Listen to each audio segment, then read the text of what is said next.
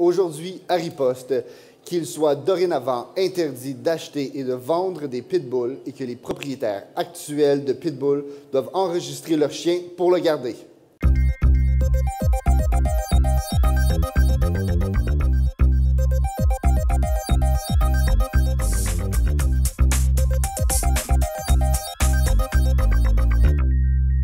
Bonjour, mesdames et messieurs, et bienvenue à Riposte. Je suis Simon-Nicolas Grandmaître et j'ai le plaisir d'être votre animateur.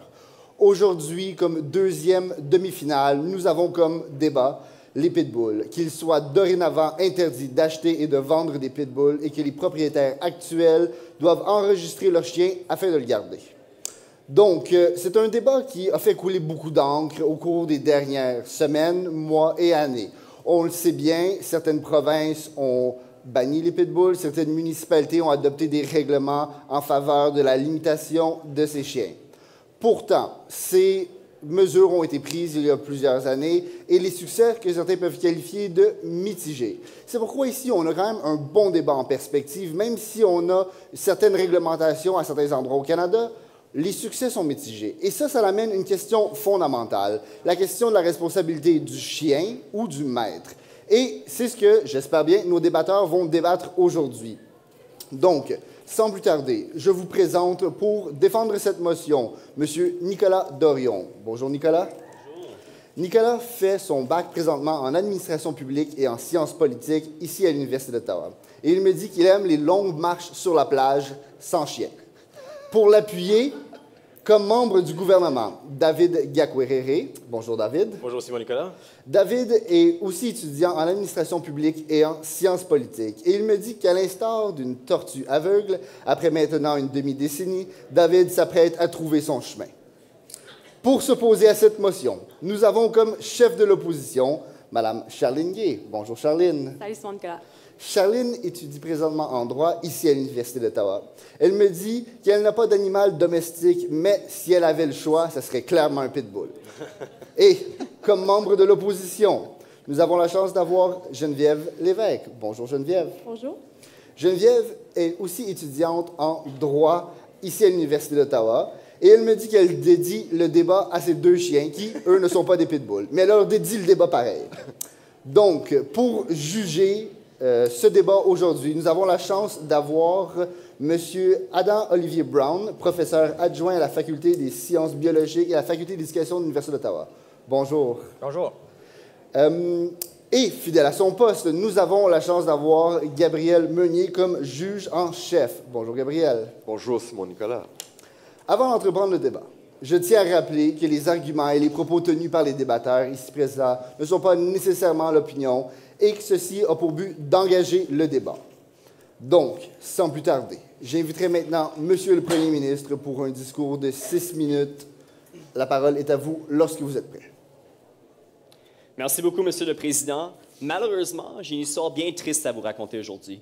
L'été dernier, Christine Vadnet était dans sa cour arrière en train de se détendre lorsqu'un énorme pitbull a creusé sur une clôture et l'a attaqué et a fini par la mordre à mort, Monsieur le Président. Nous voyons que nous avons bien évidemment un problème que nous devons adresser. Et non, je ne parle pas du chanteur pitbull, quoi qui est assez horrible aussi. Je parle bel et bien du chien pitbull, Monsieur le Président. Alors, la résolution aujourd'hui est qu'il soit résolu, qu'il soit dorénavant interdit d'acheter et de vendre des pitbulls et que les propriétaires actuels des pitbulls doivent enregistrer leur chien pour le garder. Les balises, l'enregistrement se fait au moins de l'obtention d'un permis valide jusqu'à la mort naturelle du chien. Et 2, la motion s'applique au Canada en entier, Monsieur le Président. Et aujourd'hui, sur le côté du gouvernement, nous sommes en faveur de la sécurité publique de tous et c'est pourquoi nous sommes en faveur de cette belle motion. Je vais parler du danger que présentent les pitbulls, ensuite des droits humains versus ceux des animaux compagnie et troisièmement, la vraie nature d'un pitbull. Commençons. 1. Le danger des pitbulls. Alors pourquoi bannir cet animal, Monsieur le Président? Il faut définir ce qu'est ce pitbull. Il s'agit d'un chien issu de divers croisements, notamment entre des terriers anglais ou américains. Et à l'origine, ils étaient utilisés pour faire du combat et puis pour tuer du bétail en campagne. Alors on voit que la nature même de ce chien, c'est violent. Et c'est pour cette raison, il faut dire, les chiens ne sont pas gentils, ils sont pas mal chiens, ils sont pas mal méchants, Monsieur le Président. Ils peuvent tuer, ils peuvent défigurer les gens. Et l'été dernier, l'an dernier, Plus de 14 personnes ont été tuées ou gravement blessées en raison de ces animaux. Alors nous avons un véritable problème. Et c'est pourquoi 9 parmi les 10 provinces canadiennes ont déjà banni ce chien, incluant la belle province de l'Ontario. Et je sais ce que va dire l'opposition, Monsieur le Président. Les bons maîtres peuvent contrôler ces chiens, mais c'est faux. Parce que ces chiens sont extrêmement puissants. Une fois qu'ils s'attaquent à leur proie, ils ont les grippes, ils ont beaucoup de force, ils déchirent la chair et c'est presque impossible de les enlever de leur proie. Alors on pense que ce n'est pas un bon argument de dire qu'on peut simplement leur contrôler. Et c'est aussi difficile de leur contenir comme ça a été le cas pour la madame à Montréal, malheureusement. Mon deuxième argument, les droits humains versus les droits des animaux compagnie. Écoutez, Monsieur le Président, nous ne sommes pas cruels envers les pitbulls. Nous ne voulons pas les tuer. Mais au bout du compte, le rôle du gouvernement, c'est d'assurer la sécurité publique. Alors il faut le faire. Parce que qu'est-ce qui se passe lorsqu'on privilégie les droits des pitbulls? Eh bien, on met directement en danger la sécurité des citoyens. Et je viens de le prouver. Et l'opposition, encore une fois, va sûrement dire qu'il s'agit d'un problème des maîtres. Mais en réalité, encore une fois, ces chiens sont de par nature violente. Et pour citer une spécialiste de chiens, Alexandra Semyanova, ces chiens ne sont pas des tueurs car ils ont de mauvais maîtres, mais plutôt ils attirent des mauvais maîtres car ils sont des tueurs. Et c'est un fait, il faut le reconnaître. C'est pas anodin que nous avons des personnes qui aiment la violence, qui vont chercher des chiens qui sont de par nature violents. On pense que c'est une recette absolument désastreuse, Monsieur le Président. Et c'est pour cette raison que j'aimerais parler notamment au sujet de la NRA aux États-Unis, par exemple, qui veut permettre l'utilisation des fusils, qui dit que ce n'est pas les fusils qui tuent des personnes, c'est des personnes qui tuent des personnes. Eh bien, en réponse à cela, on peut faire une analogie avec les chiens en disant qu'il y a une différence entre posséder un fusil normal, alors un chien comme un petit chihuahua qui est bien mignon, Monsieur le Président, et puis un fusil semi-automatique comme un pitbull qui peut tuer. Il y a une différence et ce n'est pas essentiel de posséder ces chiens et c'est justement pour laquelle nous sommes contre cette idée.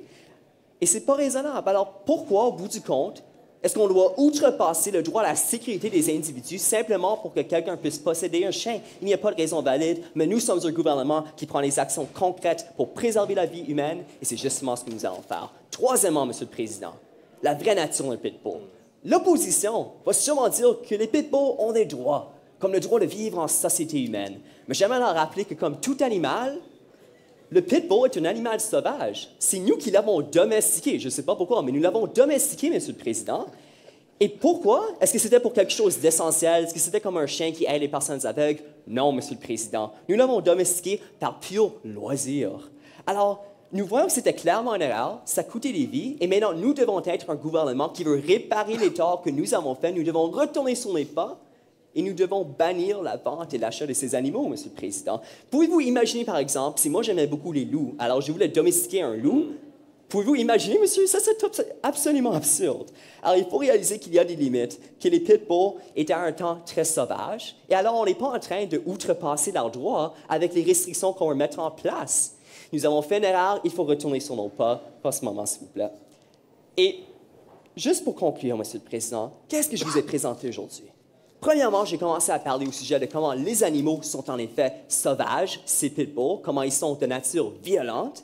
Deuxièmement, je vous ai discuté au sujet de comment nous devons privilégier les droits des humains plutôt que les droits de ces animaux, parce que nous devons assurer la sécurité humaine. Et dernièrement, je vous ai parlé au sujet de la vraie nature de cet animal. Ce n'est pas un animal qui est de par nature domestiqué, Monsieur le Président, c'est bien ça le mot, mais c'était un animal qui était sauvage. Et c'est pour ces raisons que nous sommes un gouvernement qui est proactif, nous sommes un gouvernement qui prend les mesures pour essayer de réparer les torts que nous avons causés, et nous devons changer le statu quo. Parce qu'en ce moment, si nous ne faisons rien, les gens vont continuer de mourir, ils vont continuer de se faire mordre et de se faire attaquer, alors nous devons être proactifs. Et c'est pour cette raison, Monsieur le Président, que c'est mieux de vivre une vie en sécurité que de vivre une vie de chien. Merci beaucoup. Merci, Monsieur le Premier ministre, pour ce passionnant plaidoyer, discours d'introduction. J'inviterai maintenant Madame la membre de l'opposition pour offrir la première riposte. La parole est à vous lorsque vous êtes prête. Chers juges, chers membres du gouvernement et chers collègues à l'opposition, et bien évidemment, chers membres du public, il est ici question de recentrer la motion.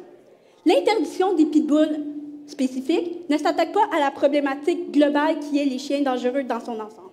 Nous soumettons à l'opposition qu'une loi qui interdit spécifiquement les pitbulls est non seulement inutile, mais complètement inefficace. À cet effet, nous présenterons 3 premiers arguments. Le premier, à l'égard de l'interdiction ou l'abstention, c'est le même combat. Le deuxième, quant au faux sentiment de sécurité qu'apporte l'interdiction. Et troisièmement, quant à l'influence de l'humain sur le comportement du chien. Je prendrai ensuite quelques minutes pour réfuter les trois arguments de M. le Premier ministre. Donc, pour ce qui est d'interdire ou de s'abstenir, l'opposition soumet que c'est le même combat parce que les législations qui visent des races spécifiques ont prouvé par le passé qu'elles n'étaient pas efficaces. Le contexte canadien est particulièrement parleur à ce sujet. Des chercheurs canadiens ont analysé des législations et d'autres villes qui n'ont pas mis en place des législations dans 36 villes canadiennes et ont établi qu'il n'y avait aucune différence entre les villes qui avaient des législations spécifiques et celles qui n'en avaient pas. Puis, vous avez parlé du Code de l'Ontario, qui est fort intéressant, puisqu'en 2005, il y a eu un amendement à la loi sur la responsabilité des propriétaires qui a banni les pitbulls de la province. Or, ce qu'on voit, c'est que, globalement, depuis 2005, il y a une hausse de 40 des morsures des pitbulls. Et que donc, certes, oui, il y a moins de morsures de pitbulls, mais si on regarde globalement, c'est parce qu'il y a moins de pitbulls, mais il y a tout de même plusieurs morsures de tout autre chien qui mènent à des hospitalisations fort malheureuses. Puis finalement, à Winnipeg et dans d'autres villes au Manitoba, il y a eu des interdictions dans les années 90. Encore une fois, des chercheurs de l'Université de Manitoba se sont penchés sur la question pour savoir quel était le taux d'efficacité de ces lois et ont conclu qu'il n'y avait aucune réduction importante entre les villes qui avaient mis en œuvre des réglementations et celles qui ne l'avaient pas mis. Donc, nous soumettons que plutôt que de se concentrer à prétendre qu'il y a eu des réductions nettes des personnes mordues, il faut se questionner et remettre en question l'efficacité de telles lois parce que les résultats parlent ici. Cela m'amène à notre deuxième argument, c'est-à-dire celui du faux sentiment de sécurité. Tous les experts, ou disons certains experts, s'entendent pour dire que le fait que d'interdire des pitbulls, ça ne rend pas la situation plus sécuritaire parce que l'agressivité du chien est une question de tempérament et d'acquis et qui peut se retrouver dans toutes les races. Ce n'est pas juste une question de race. Il faut regarder notamment le potentiel de prédation des animaux qui, nous le soulignons, est variable en fonction des races. Toutefois, si on regarde les études par rapport à celle-là, oui, je vais prendre votre question. Oui, je voudrais vraiment, avant de vous redonner la parole, jusqu'à combien de vies doivent mourir avant que l'opposition prenne la décision d'arrêter ces pratiques dangereuses, d'avoir des chiens de garde avec des chiens de compagnie aussi dangereux? Écoutez, nous sommes d'accord, les morts sont tragiques. Toutefois, ce qu'on cherche, ce n'est pas une interdiction inefficace sur une race, mais une législation qui est plus globale et qui s'attaque à la globalité de la problématique qui est celle des chiens dangereux. Je vais revenir justement à notre argument de la prédation. Selon des études de scientifiques, dont James Purcell de l'Université de la Pennsylvanie, le pitbull se retrouve dans la moyenne quant à son potentiel de prédation. Alors, il y a d'autres chiens qui sont plus dangereux, dont le berger allemand, les rottweilers. Qu'est-ce que vous faites de ces législations-là? On n'en a pas entendu parler en l'espèce. Donc, il faut dire qu'il n'y a pas des races dangereuses, mais qu'il y a des chiens dangereux et qu'il faut attaquer à la problématique du chien dangereux. Ça me mène maintenant à la troisième prétention de l'opposition, qui est l'influence des humains. En interdisant les pitbulls, on ne règle pas le problème. On ne s'attaque pas à une de ses causes fondamentales, c'est-à-dire l'intervention des humains. On parle ici des maîtres, et je peux vous donner l'exemple du célèbre chien Pavlov, mais également des éleveurs qui peuvent décider de croiser des animaux sans vraiment prendre en considération de leur potentiel et de leur génétique. Nous considérons qu'il ne faut rien faire aux chiens, qu'il faut éduquer la population, qu'il faut prendre des lois qui rendent imputables non seulement les maîtres irresponsables ainsi que les éleveurs, et qu'également il faut prendre le temps de recueillir plus de circonstances et d'informations sur la problématique des chiens dangereux. Cela m'amène maintenant à la réfutation des trois arguments présentés par M. le Premier ministre. Premièrement, quant au danger du pitbull. Nous aimerions souligner que les allégations qui sont présentées par M. le Président se basent par des études allemandes qui ont été faites il y a 100 ans dans le contexte où il y avait encore des combats de chiens. En l'espèce, ces combats ont été interdits et nous soulignons donc qu'il faudrait peut-être évoluer et considérer le comportement actuel des pitbulls. Pour ce qui est de la problématique des droits humains, ne trouvez-vous pas que c'est plutôt cruel que de décider de bannir une race qui ne se base pas sur des études scientifiques, mais peut-être sur des perceptions populaires ou autres, sur des événements tragiques qui ont été véhiculés dans les médias? Mais ça implique également que les propriétaires, qu'est-ce que vous faites d'eux en parlant de problématiques de droits humains? Ça implique que justement, eux aussi sont impliqués et qu'il faut nécessairement contribuer à éliminer la problématique des chiens dangereux, mais que ça, évidemment, ça ne passe pas seulement par une race, tel qu'on l'a démontré par le potentiel de dangerosité. Puis troisièmement, vous parlez de la vraie nature des pitbulls. Écoutez, à l'opposition, on soumet que c'est un préjugé. Parce qu'écoutez, Les bergers allemands, dans les années 70 aux États-Unis, avaient une réputation peu envieuse. Mais avec des efforts du Club canin et des éleveurs, on a réussi à dépasser cette réputation. Et donc, en conclusion, l'opposition tient à rappeler que l'interdiction du pitbull ne règle aucunement le problème et ne va pas aider à empêcher les morsures de chiens. Il faut que l'acquisition d'un compagnon à quatre pattes se fasse de manière responsable, avec des lois globales. Et encore une fois, le gouvernement manque à la cible en interdisant une seule race. Merci beaucoup. Merci beaucoup, Madame la membre de l'opposition. Donc, dans le premier segment, nous avons entendu le discours d'introduction du premier ministre qui nous met en garde du danger de la nature de ces chiens qui seraient violents et très agressifs. Après ça, on nous a parlé d'arguments du droit humain versus le droit des animaux. De l'autre côté, on nous a parlé, on a retourné un peu la question de bord, on nous a parlé de la globalité des chiens dangereux, on nous a parlé des interdictions qui fonctionnent et qui ne fonctionnent pas, du faux sentiment de sécurité et ensuite de l'influence des humains. Donc, en somme, je pense que le débat est très bien enclenché, bien débuté. Nous allons prendre une courte pause et au retour de la pause, nous allons aller avec les premiers commentaires de notre juge expert. Au retour de la pause.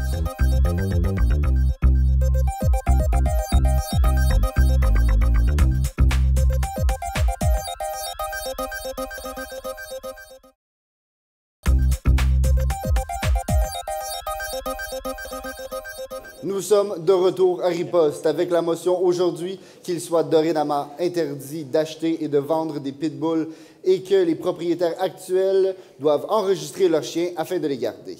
Donc, nous avons entendu les discours d'introduction du gouvernement et de l'opposition. J'inviterai maintenant notre juge en chef à commenter. Eh bien, tout d'abord, j'aimerais féliciter Nicolas et Geneviève pour leur discours d'ouverture. J'ai aimé leur fougue, leur passion, leur conviction. Et ce débat est très bien lancé. D'un côté, on voit la ligne directrice du gouvernement à l'effet que les pitbulls sont un danger. Et du côté de l'opposition, on dit que cette motion sera inefficace si adoptée. Alors, tout d'abord, les trois arguments apportés par le gouvernement étaient pertinents.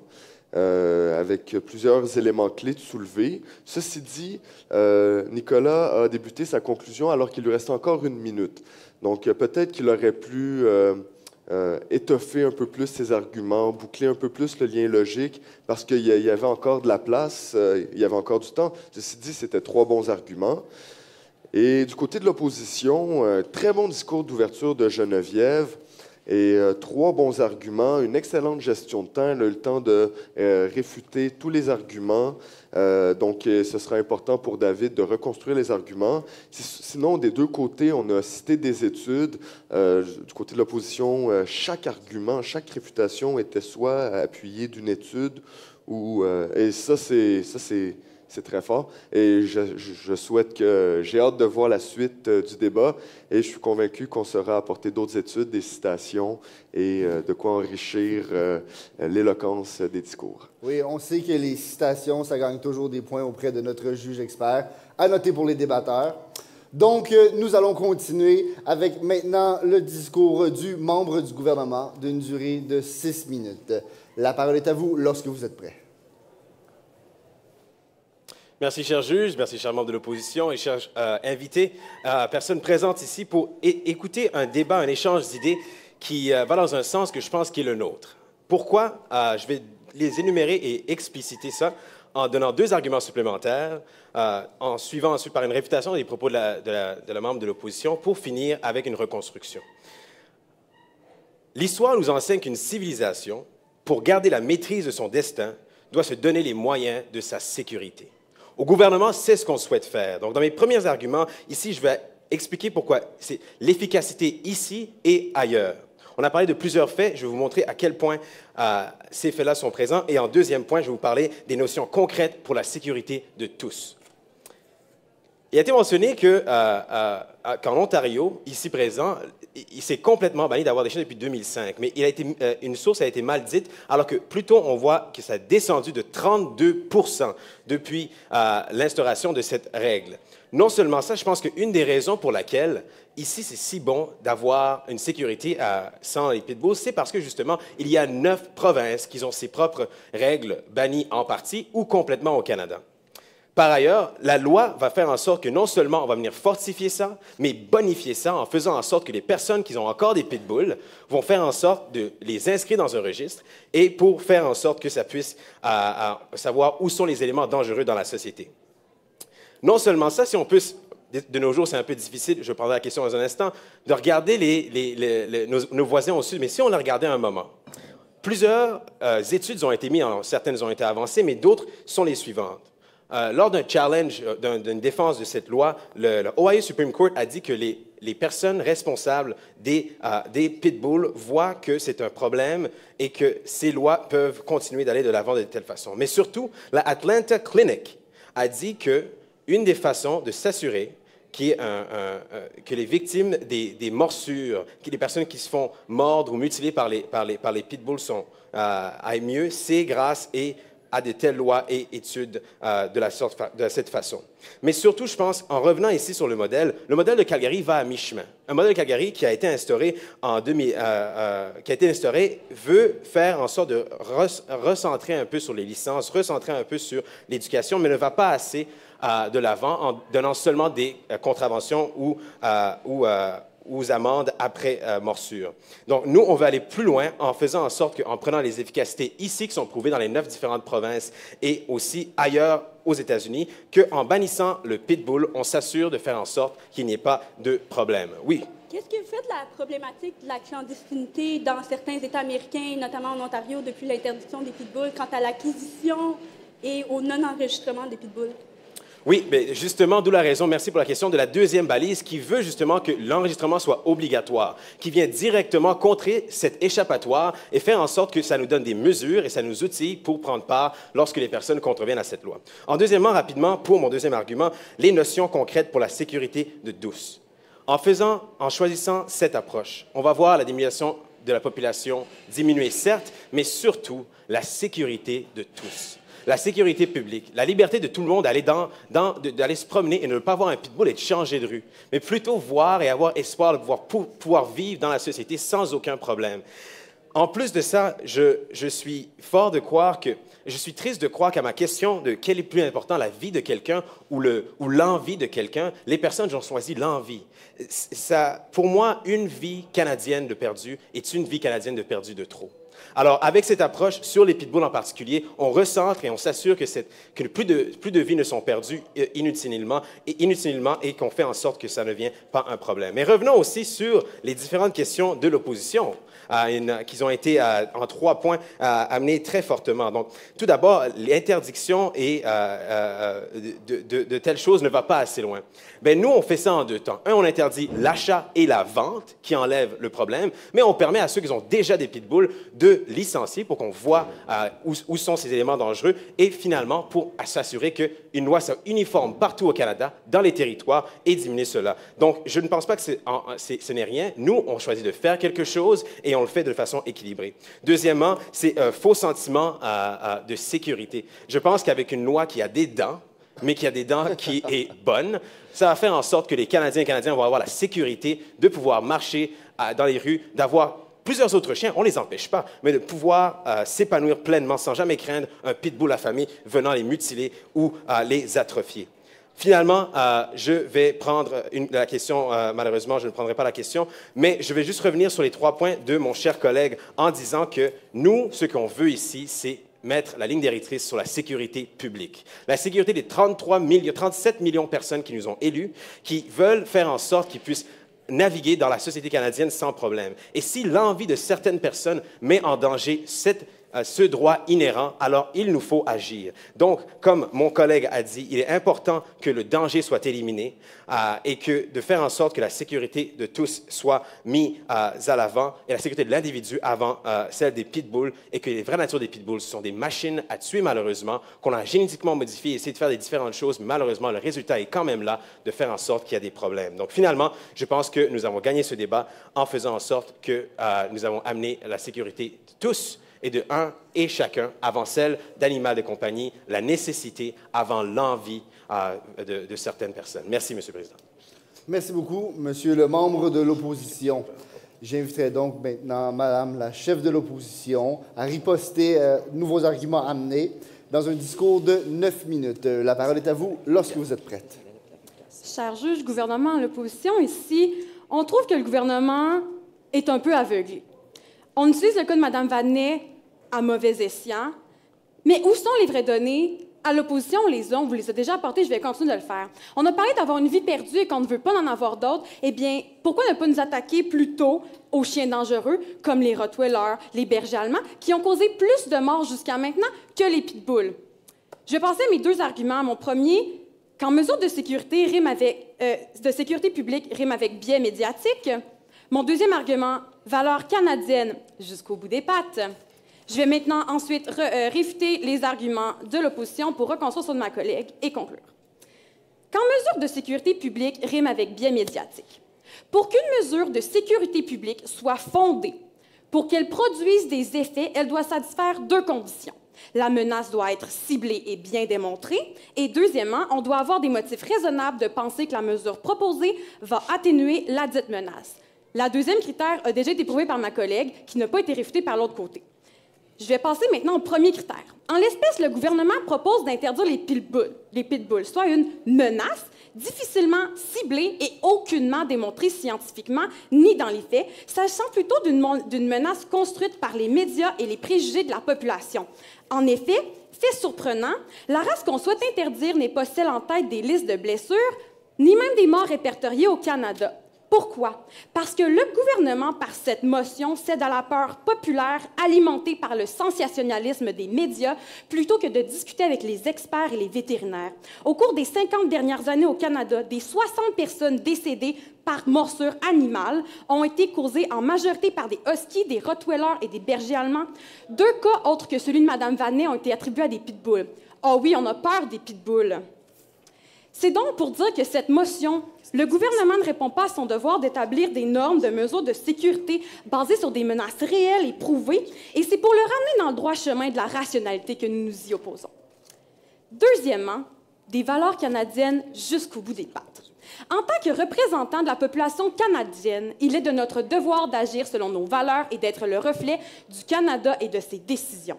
Les valeurs que nous préconisons, qui font la réputation humaniste et tolérante du Canada, quelles sont-elles? La liberté, l'égalité, l'inclusion, la justice, la présomption d'innocence. Pour ne nommer que celle-là, la motion présentée par le gouvernement aujourd'hui va complètement à l'encontre de tous ces principes, car cette nouvelle interdiction aurait pour effet de stigmatiser les propriétaires de pitbulls avec l'entrée en vigueur de la loi. Cette réglementation vient donner raison aux gens qui accusent les pitbulls d'être agressifs alors qu'ils ne le sont pas tous et que d'autres chiens le sont. En plus, cette motion va à l'encontre de notre principe fondamental de la Constitution et de notre droit criminel canadien, la présomption d'innocence. En effet, avec l'interdiction des pitbulls, les pitbulls seraient prima facie coupables d'agressivité et d'attaque. C'est ce qu'on vient de dire là, avec la motion ici. En agissant ici, le gouvernement va à l'encontre même des valeurs qu'il prône au sein de sa société. N'est-ce pas paradoxal? À plus large mesure, le gouvernement devrait enchasser ses principes dans tout ce qu'il fait, conserver l'esprit de ses valeurs. Et nous nous opposons à cette motion aujourd'hui car elle ne respecte pas les valeurs de justice et d'égalité du Canada. Je vais maintenant Oui, je vais prendre votre question. Pourriez-vous juste me rappeler quand est-ce qu'on a inclus les droits des chiens dans la Charte canadienne des droits et libertés pour les humains? Merci. On ne parle pas d'inclure le droit des chiens. On parle juste de respecter nos valeurs. Et je ne parle pas de la Charte canadienne, mais je parle des valeurs canadiennes en général. Merci beaucoup pour votre point. Je vais maintenant réfuter les arguments un peu flous de l'autre partie. On a parlé d'histoire, de moyens de sécurité d'ici et d'ailleurs. On a dit que dans 9 provinces actuellement, il y avait des lois pour bannir les pitbulls.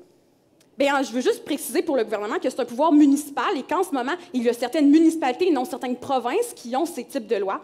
Et que le modèle de Calgary que nous a proposé le gouvernement, on l'aime et il nous donne raison. Parce qu'en effet, avec la loi, avec le règlement municipal Responsible Pet Ownership de Calgary, les taux de morsure ont tellement diminué et l'enregistrement des chiens est passé à 90 % en 2010. C'est donc dire qu'avec une loi qui demande l'identification, qui oblige de porter des muselières, qui donne des permis et qui contrôle les chiens dangereux et non qui interdit une seule race, on est plus efficace dans nos répercussions et dans les conséquences pour notre population. Ce qui m'amène à réfuter le prochain point du gouvernement. On a parlé de sécurité de tous. Eh bien, On nous a parlé de liberté pour tous, on ne veut pas vivre dans la peur. Ce qu'on vous propose ici, c'est d'enlever la peur en changeant le moyen de communication. Ce qui est important ici, c'est d'expliquer à la population et aux propriétaires que le chien vient avec son environnement et que c'est comme ça qu'on bâtit l'animal. C'est pas sa génétique, parce qu'il y a une étude qui a été faite en Europe qui a démontré que les chiens, il y a 100 ans, n'ont pas le même comportement que les chiens de cette année. Pourquoi? Parce que c'est l'environnement, les maîtres, les bridages qui font la différence et non les gènes. Donc, un pitbull il y a 100 ans et le pitbull d'aujourd'hui n'aura pas les mêmes gènes, les mêmes techniques d'agressivité qu'on a utilisées pour le combat là-bas. Aujourd'hui, un pitbull pourrait être aussi doux qu'un chihuahua et le chihuahua pourrait vous mordre aussi fort qu'un rottweiler. Je vais maintenant reconstruire les arguments de ma collègue. Le premier argument, les lois n'ont pas d'incidence. Les exemples internationaux ont prouvé l'inefficacité de l'interdiction d'un type de chien, en l'occurrence des pitbulls, pour réduire les morsures et les morts causées par les chiens. La tendance, savez-vous, messieurs les juges, est même à l'abandon de telles lois dans plusieurs villes et États aux États-Unis notamment, en Italie, aux Pays-Bas. La discussion a eu lieu en Irlande l'année dernière.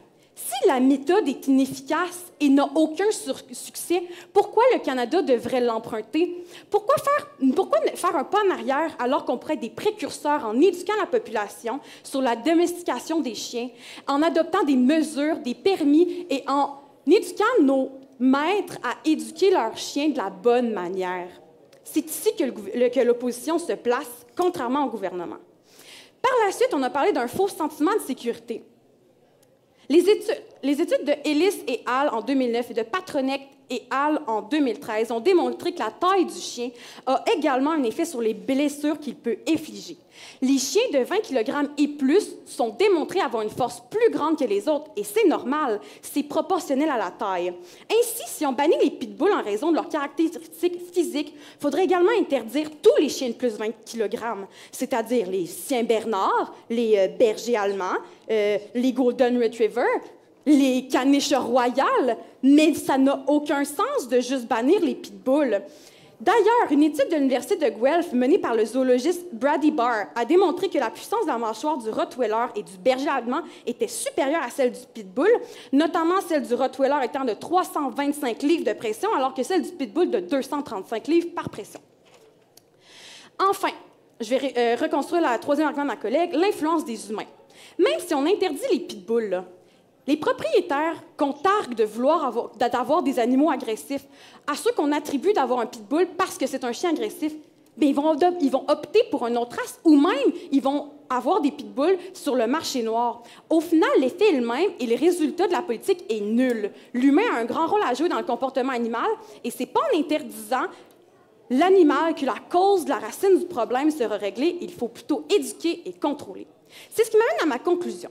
Aujourd'hui, le gouvernement agit par la peur, sans appui scientifique et aveuglément. Il est d'un extrémisme déconcertant pour régler une situation moins alarmante que les médias nous le laissaient croire. Et il parle de sécurité publique, mais il se met le doigt dans l'œil en ne démontrant pas qu'il y a une cible démontrée. Du côté de la position, on a écouté les vétérinaires, la SPCA, la SPE et les autres experts. Nous avons fait nos devoirs et la solution du problème n'est pas la catégorisation par race, mais plutôt des mesures holistiques qui ont prouvé les conséquences positives. Parlons de traçabilité, d'identification, encadrons l'élevage, encadrons les maîtres, obligeons des déclarations pour les morsures afin d'avoir des vraies données fiables, ce qu'on n'a pas actuellement au Canada.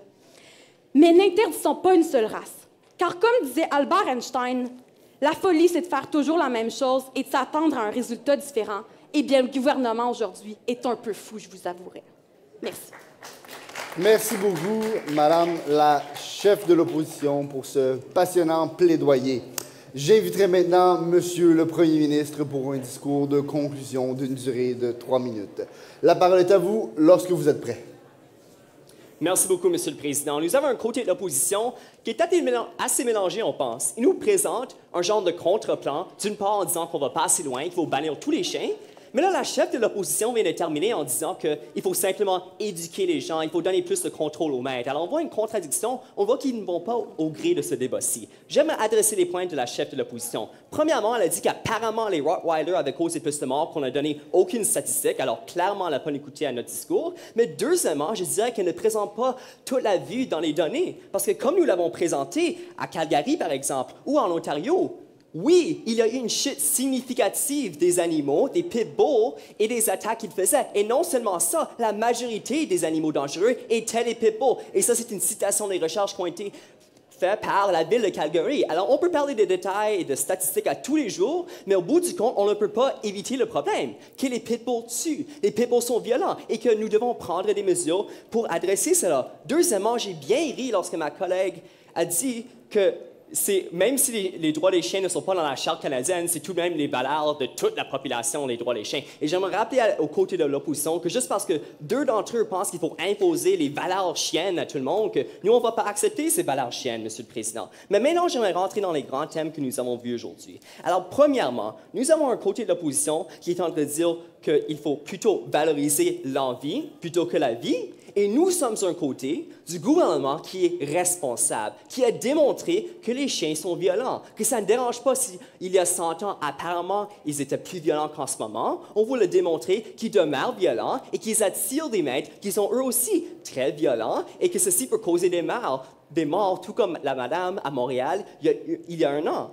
Deuxièmement, nous voyons que plutôt que de privilégier les droits des chiens, nous devrions privilégier les droits des humains et le droit à la sécurité. Et j'aimerais citer aussi la Charte canadienne des droits et libertés qui cite cela, que ma collègue a aussi mentionné aujourd'hui. Nous voulons la sécurité de tous, c'est pourquoi nous devons prendre les mesures pour prendre un pas dans la bonne direction et pour finalement minimiser l'impact qui a été présenté par le côté de l'opposition. Mais dernièrement, ils nous ont dit que les Rottweilers causent apparemment plus de dommages que les pitbulls, ce que nous rejetons. Nous pensons que les pitbulls sont ceux qui causent le plus de dommages, mais non seulement ça. Est-ce que c'est une raison valide de dire parce qu'on n'adresse pas les autres chiens qui peuvent faire du dommage, qu'on ne devrait pas bannir le problème immédiat? Est-ce que ça, c'est un bon argument, que puisqu'on ne va pas assez loin, on ne devrait rien faire du tout et seulement faire de l'éducation? Nous l'avons prouvé dans le premier exemple, que les maîtres ne peuvent pas contrôler les chiens. On ne peut pas faire de l'éducation parce que de par la nature, ces animaux sont trop féroces, ils sont trop puissants, on ne peut les prévenir lorsqu'ils attaquent quelqu'un. Alors l'éducation, ce qui était le contre-plan, il paraît, de l'opposition,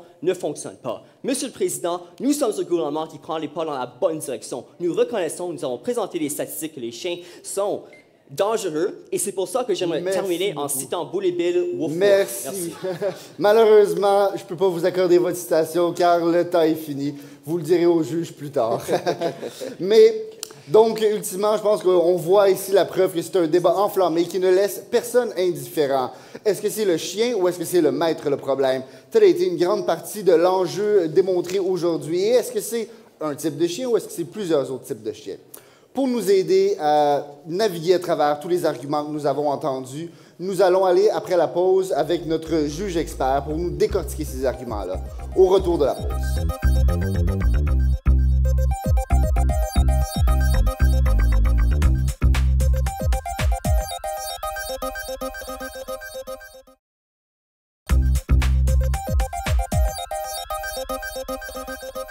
Nous sommes de retour à Riposte avec le segment de notre juge expert. Nous avons donc entendu le débat qu'il soit résolu dorénavant d'interdire d'acheter et de vendre des pitbulls et que les propriétaires actuels des pitbulls doivent enregistrer leurs chiens afin de les garder. Pour nous aider à naviguer à travers les arguments que nous avons entendus, nous avons la chance d'accueillir avec nous aujourd'hui M. Adam-Olivier Brown, qui est professeur adjoint à la Faculté des sciences biologiques et la Faculté d'éducation de l'Université d'Ottawa. Ses champs d'expertise sont principalement en communication de la science envers le public en général, la compréhension du public de la science, l'éducation publique de la science. Il est fait important à noter, M. Brown a aussi fait des émissions jeunesse en sciences. Donc, on peut dire qu'il se connaît très bien avec le discours scientifique. Donc, sans plus tarder, j'aimerais entendre vos opinions sur les arguments et la prestation qui nous a été proposée aujourd'hui. Oui, bien sûr.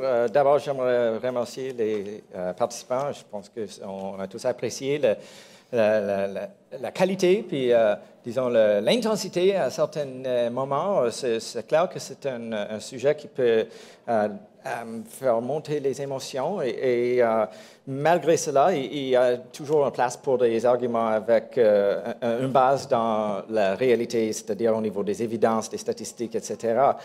C'est à ce point-là que j'aimerais commencer à mentionner mon interprétation de la position prise par les membres du gouvernement, que c'était très bien déroulé. Votre argument, c'était convaincant. Par contre, c'était basé très fortement sur un appel envers nos émotions.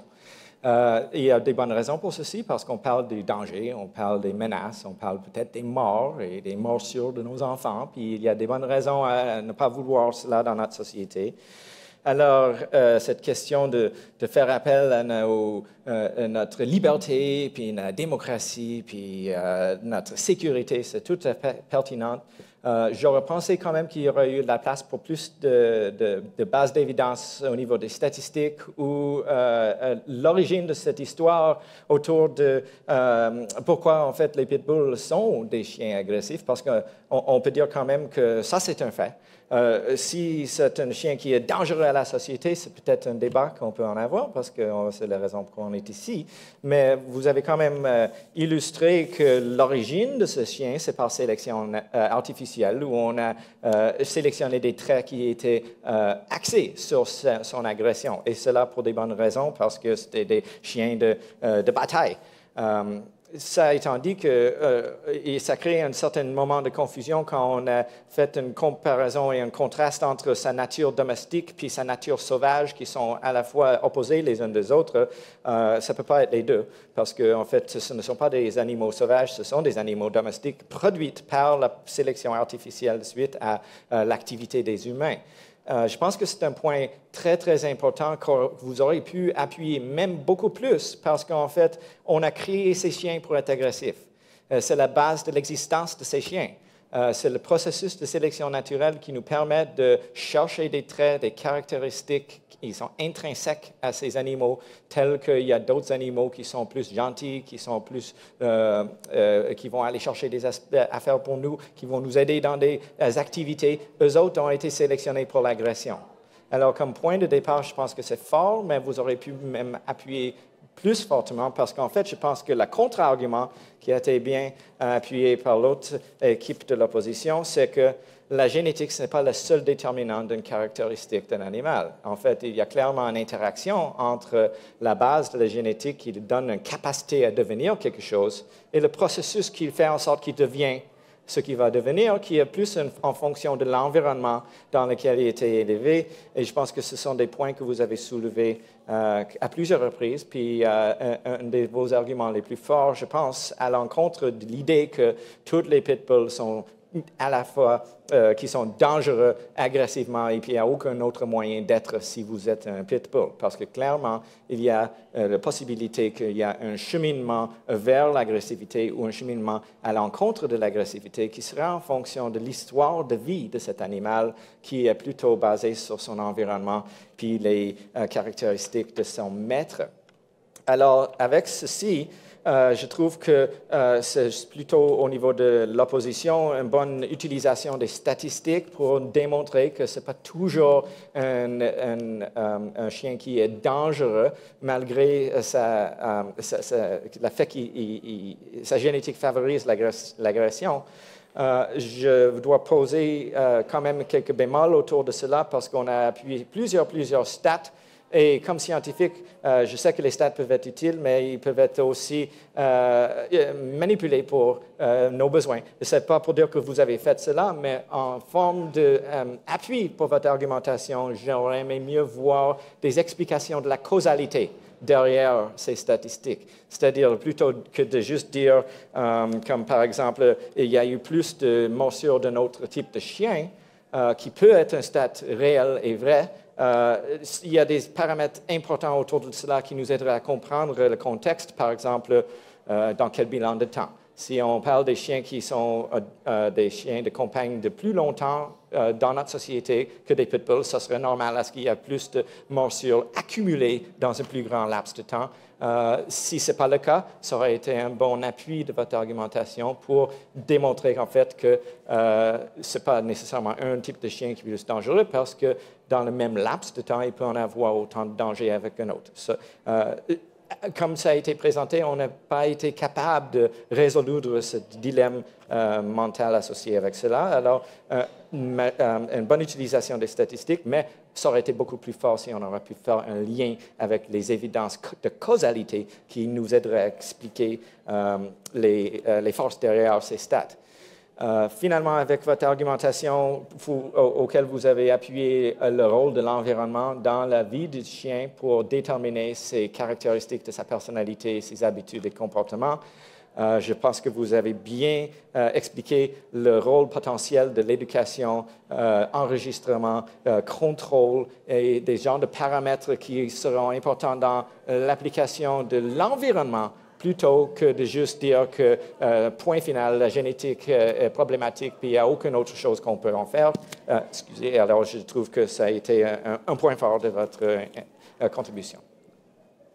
Merci, très pertinente comme analyse. Maintenant, j'aimerais ça aussi avoir votre opinion. On a brièvement mentionné la SPCA et ces organismes qui font partie un peu de la société civile. Je sais qu'à Montréal, la SPCA, lorsque Montréal a proposé son projet, on dit, nous, on va arrêter de vous offrir des services. Est-ce que vous pensez que ça aurait pu être aussi une répercussion des groupes qui aiment les animaux, qui ne veulent pas voir un animal spécifiquement banni, faire une répercussion avec ça? Si je comprends la question, vous me demandez si ce serait une intervention pertinente. Est-ce que les compagnies ou les associations qui interviennent avec des punitions, si on décide en société que cette valeur arriver à cette décision, je pense qu'on devrait tous se mettre derrière. On n'est pas encore rendu à ce point-là, c'est pour ça qu'on est ici. Mais aussitôt qu'on détermine de façon concrète et réelle que c'est un problème, puis on doit régler avec la législation, que ce soit interdiction ou enregistrement ou autre, on devrait se mettre derrière autant des associations qui ont des intérêts plus associés que celles de la société en général. Merci. Et une dernière question comme ça. On a parlé beaucoup du dilemme maître versus chien. Et vous, dans ce dilemme-là, avec ce que vous connaissez, où est-ce que vous vous situeriez-vous? Est-ce que vous pensez qu'on peut effectivement éduquer ces maîtres qui ont des pitbulls ou, comme M. le Premier ministre l'en met, le pitbull n'est pas éducable? Si je peux utiliser cette expression. Oui, bien, en fait, je pense que la question, ce n'est pas d'éduquer le pitbull, mais plutôt le maître, parce que le pitbull, c'est un produit de son environnement qui est influencé par les comportements du maître. Mais la question, est-ce qu'on peut éduquer les maîtres? Ben, je n'ai pas de réponse à cela, parce qu'en fait, on ne sait pas. Les maîtres sont des individus, il va y avoir de la résistance parmi certaines et une acceptation par d'autres. C'est pour ça qu'en fait, la décision, si ça soit prise, doit être renforcée par la législation pour qu'il n'y en ait pas de variabilité entre un individu et un autre.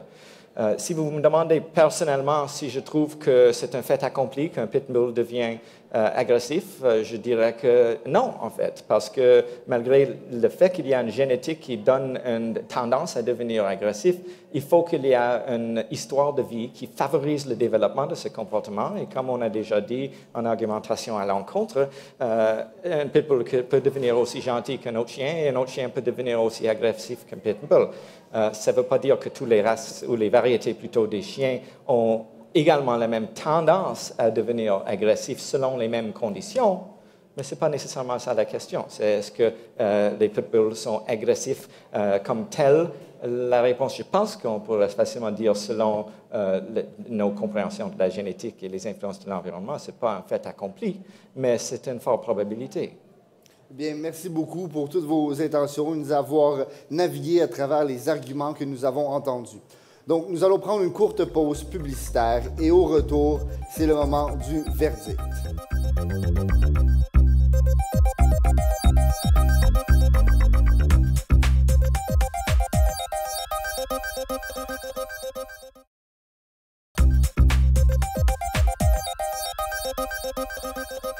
Nous sommes de retour à Riposte pour le moment du verdict. Alors, je vous rappelle la motion qu'il soit résolu d'interdire d'acheter et de vendre des pitbulls et que les propriétaires actuels de pitbulls doivent enregistrer leurs chiens pour les garder. Nous avons entendu le débat, le gouvernement et l'opposition ont amené leurs arguments. C'est maintenant le temps de nos juges pour donner le verdict. Donc, nous allons commencer avec notre juge en chef, Gabriel. Qu'avez-vous pensé du débat? Eh bien, tout d'abord, je tiens à féliciter tous les débatteurs pour leurs prestations. Les arguments qui ont été apportés étaient clairs, pertinents, fondés et logiques. Cependant, du côté du ministre de la Couronne, on a débuté la réfutation des arguments du membre de l'opposition alors qu'il restait 2 minutes au débat et on a passé 30 secondes sur le premier argument, 30 secondes sur le deuxième et là on s'est rendu compte qu'il restait seulement 50 secondes et on n'a pas réfuté l'argument concernant l'influence de l'humain qui était quand même un argument clé dans l'argumentaire de l'opposition et on a vite été reconstruire en vrac les arguments du premier ministre. Ceci, là-dessus, j'ai considéré qu'il y avait faute du côté du gouvernement. Par la suite, le chef de l'opposition a fait un vibrant plaidoyer contre la motion. Les arguments étaient bons, la gestion du temps était bonne, et on a donc dans la réfutation de l'argument sécurité pour tous, on a continué à clouer par rapport à l'environnement de l'animal et que le bridage est le fruit de l'influence de l'humain. Et ça, je trouve que ça renforçait la valeur probante de l'argument relative à l'influence de l'humain.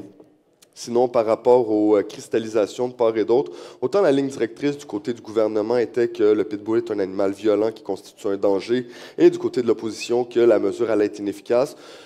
Au niveau des cristallisations, on a vu que le message clé que le gouvernement voulait envoyer, c'était l'envie versus la vie, et du côté de l'opposition, la catégorisation par race versus une approche plus holistique. Et j'ai trouvé que l'opposition a fourni des alternatives à la motion, avait une peut-être meilleure connaissance de son dossier. Pour toutes ces raisons, je donne mon vote à l'opposition. Donc, un vote pour l'opposition. Maintenant, professeur? Oui, d'accord.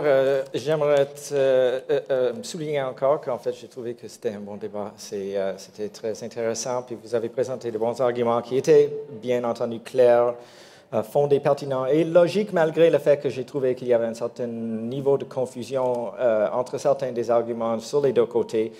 Spécifiquement, si on parle de la conflation, un peu de confusion entre la nature d'un organisme ou un chien, en fait, qui est à la fois domestique ou sauvage, que c'est des argumentations qui vont à l'encontre les unes des autres, que je n'ai pas vraiment mentionné lors de mon délibération auparavant, mais de côté opposition, quelques petites lacunes au niveau des contradictions internes selon les argumentations, comme par exemple faire le lien entre la taille d'un chien puis sa capacité de mordre. Alors on devrait interdire des chiens plus grands. Il y a une certaine logique à cette argumentation, mais ça ignore le fait que la variété duquel on discute, les pitbulls, a été sélectionnée pour l'agression, pas juste la taille et la force de sa morsure. Donc il y avait des forces, il y avait des faiblesses sur les deux côtés. Comme je vous ai dit, j'ai pensé que les interventions, les délibérations des deux côtés étaient inégales dans le sens qu'au niveau du gouvernement, ça faisait surtout un appel et un appui au niveau de nos émotions et nos croyances, de nos valeurs étant canadiens versus des argumentations basées plutôt dans les statistiques et également une reconnaissance du rôle de l'environnement dans le développement des comportements. Étant donné que la nature de ma perspective comme scientifique, il faut dire mon biais est en faveur de l'évidence et donc je trouve que l'argumentation de l'opposition était plus convaincante lors de sa présentation des stats et des liens causaux plutôt que de juste tirer sur nos émotions dans ce sujet. Alors j'accorde le gagnant étant sur le côté de l'opposition aussi.